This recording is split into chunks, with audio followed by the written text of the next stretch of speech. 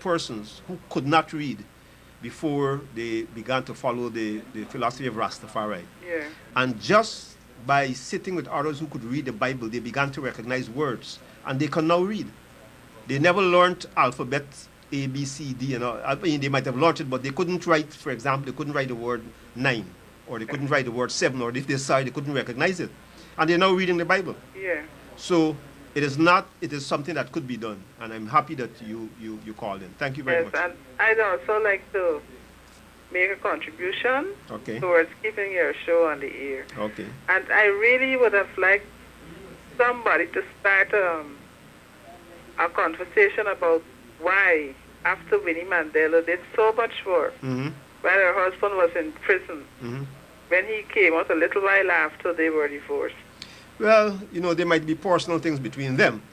What I'm more concerned about is why would the party try, that they at one point it appeared that they weren't standing firm with her, and that as the attacks came against her, they kind of stepped back. But fortunately, the women in the ANC stood with her, and she is strong in her own right. Although they took away the ministry position from her and all of that, she's very strong. Let me tell you something. I agree with you totally.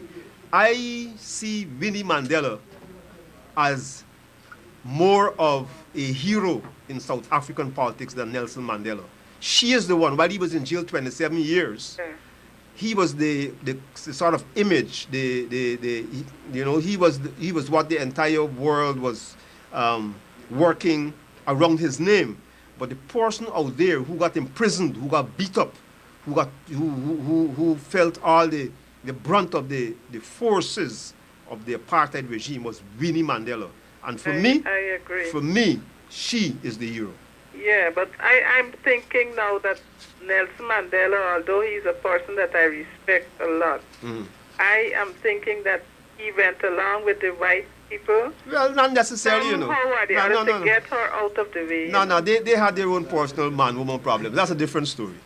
All right? You can understand that. Remember, he was an old man. He was locked up all those years. She was out there for 27 years. Use your imagination. They must, the people grow apart.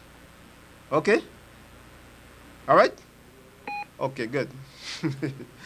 Yeah, we're out of time now. I've just been told that I've got to close off. Thank you very much for your calls. All those who would like to contribute to the upkeep of the program, you can come down to the station on Mandela Avenue, Channel 9, and bring your contribution. A record will be made. You'll be given a receipt.